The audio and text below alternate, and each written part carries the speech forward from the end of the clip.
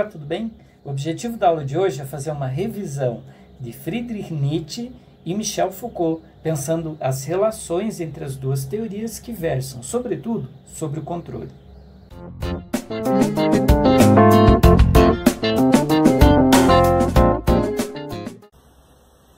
Bom, então comecemos com Friedrich Nietzsche. A filosofia de Nietzsche é uma filosofia que tem como pressuposto uma discussão a respeito da teoria do controle.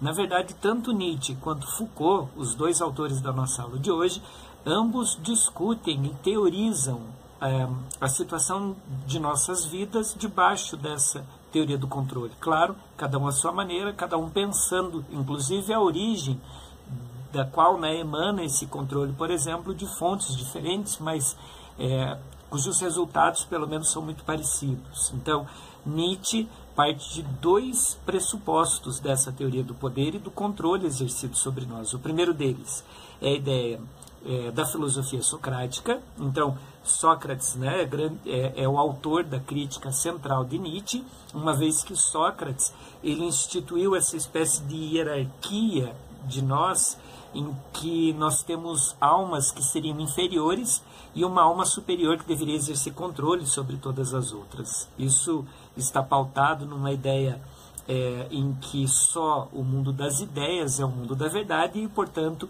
acessível somente pela perspectiva da razão. Nessa dinâmica, Sócrates, de algum modo, instaurou na mentalidade, no imaginário ocidental, uma crença de que tudo que escapa à razão, tudo que não é racional, é inferior. Então, nessa condição de inferioridade, por exemplo, Nietzsche acaba percebendo uma consequência, porque, por exemplo, há uma negação dos instintos, há uma constante fuga de quem realmente somos. Então, essa é a primeira grande estrutura, que vai contra, por exemplo, toda a cultura dos gregos antigos, que inclusive nas suas divindades, os deuses, toda a ideia de mitologia grega, que não passavam de uma espécie de superlativo de um ser humano, um deus, por exemplo, que tinha os seus momentos de ira, os seus momentos de revolta, a sua ideia de amarem, enfim, de errarem. Então, tudo isso, para Nietzsche, de algum modo permitia que os gregos antigos fossem muito mais integrais consigo mesmo, que eles tivessem uma maior aceitação. Justamente aquilo que Sócrates começou a negar, uma vez que ele passou a inferiorizar todas as outras pulsões humanas que não são necessariamente racionais. Junto a esse, então, primeiro pilar, então, essa aqui é a estrutura que temos do nosso primeiro pilar, na filosofia de Nietzsche, responsável pelo controle, a gente tem o segundo pilar, que é a moral judaico-cristã. A ideia da moral judaico-cristã, ela está relacionada a uma espécie de apropriação dessa razão socrática, no entanto, convertida a um aspecto agora religioso, de fé, e aí, nessa dinâmica, então, a moral judaico-cristã, ela acabou não só inferiorizando, mas de algum modo, inclusive, demonizando as pulsões que são humanas e que não estão condizentes com aquilo que está no cânone da fé cristã. Então, já não temos mais somente algo inferior dentro de nós, mas passamos a ter, no olhar de Nietzsche, atravessando aí essa cultura judaico-cristã, uma espécie de inimigo dentro de nós, que deve ser combatido. Por isso, olha só essas imagens de medievais, por exemplo, se açoitando, eu vou passando aqui só para ilustrar, mas é bem dentro disso que a gente está conversando. E aí, diante disso, qual é a proposta de Nietzsche? A chamada transvaloração.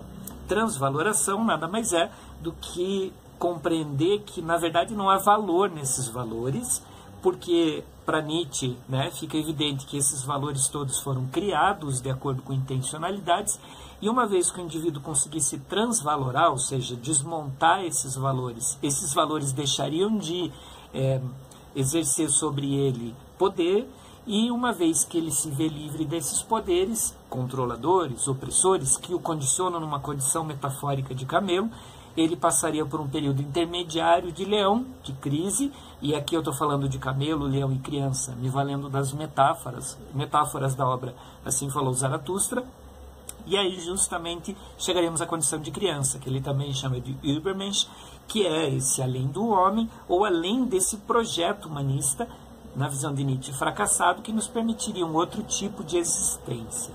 Então, para Nietzsche, há a possibilidade de rompermos com essa teia de controle e de poder, na medida em que a gente cria consciência disso tudo.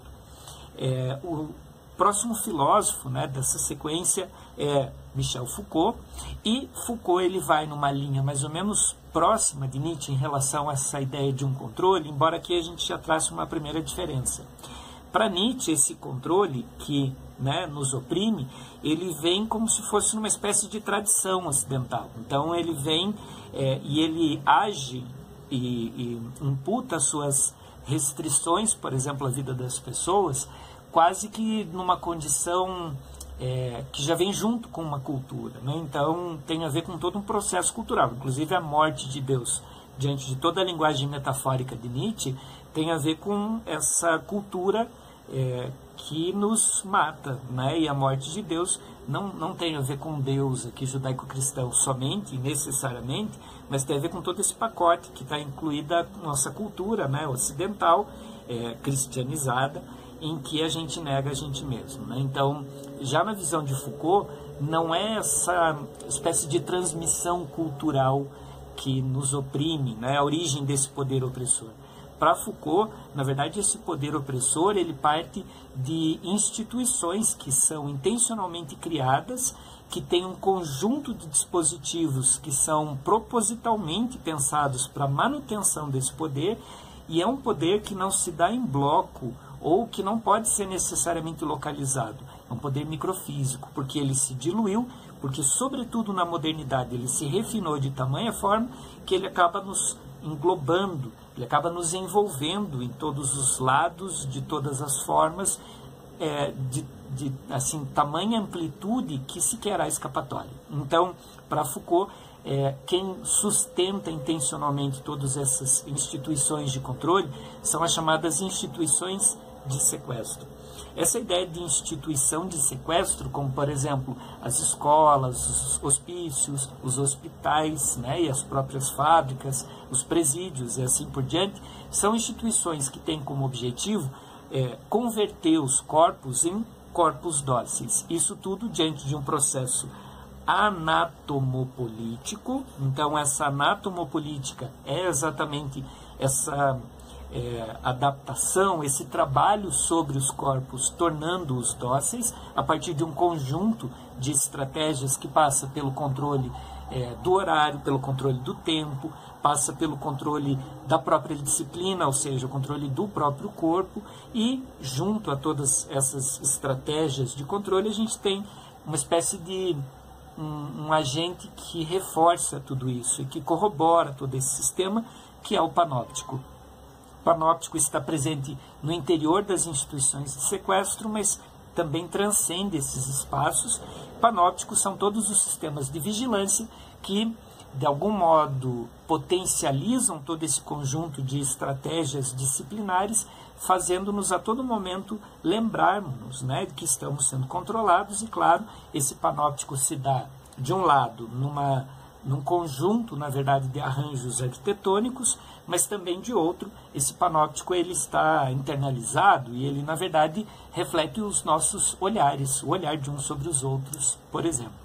Se para Nietzsche a transvaloração, ou seja, a descoberta da origem desses valores, que no fundo não são valores, nos permitiriam transcender essa condição humanista para chegar numa outra forma de humanidade, não Übermensch, para Foucault não há escapatória em última instância. O que há são possibilidades de resistência, percebendo essa teia de relações panópticas e conseguindo, sobretudo, resistir a todos os meios de classificação, de docilização, de rotulação, para pelo menos uma vida um pouco mais livre, uma vida um pouco mais autêntica. Mas se a gente tentasse levar a última potência a essa filosofia de Foucault, pensando, por exemplo, o que seria o sujeito fora de todo esse conjunto, a gente sequer tem sujeito.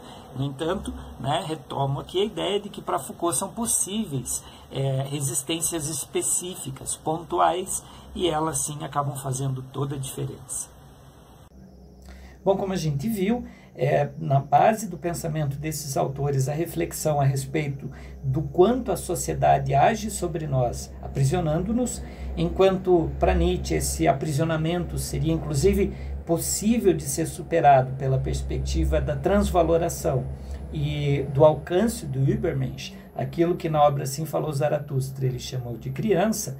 Já no pensamento, por exemplo, de Michel Foucault, a gente não tem saída. O que a gente tem são as resistências aos micropoderes ou essa microfísica do poder, mas uma resistência que se dá a partir de uma consciência, da mesma forma do caminho de Nietzsche, mas pontual àquilo que nos oprime, não nos tornando necessariamente mais reféns de todos esses dispositivos de verdade.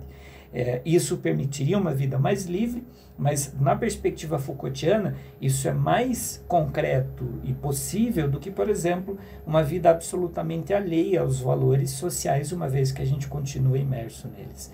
Bom, o objetivo desse trabalho, dentre reflexões que perpassam o existencialismo, é fazer com que a gente perceba a realidade dentro de seus aspectos exclusivamente modernos e também reveja a nossa própria condição diante disso tudo.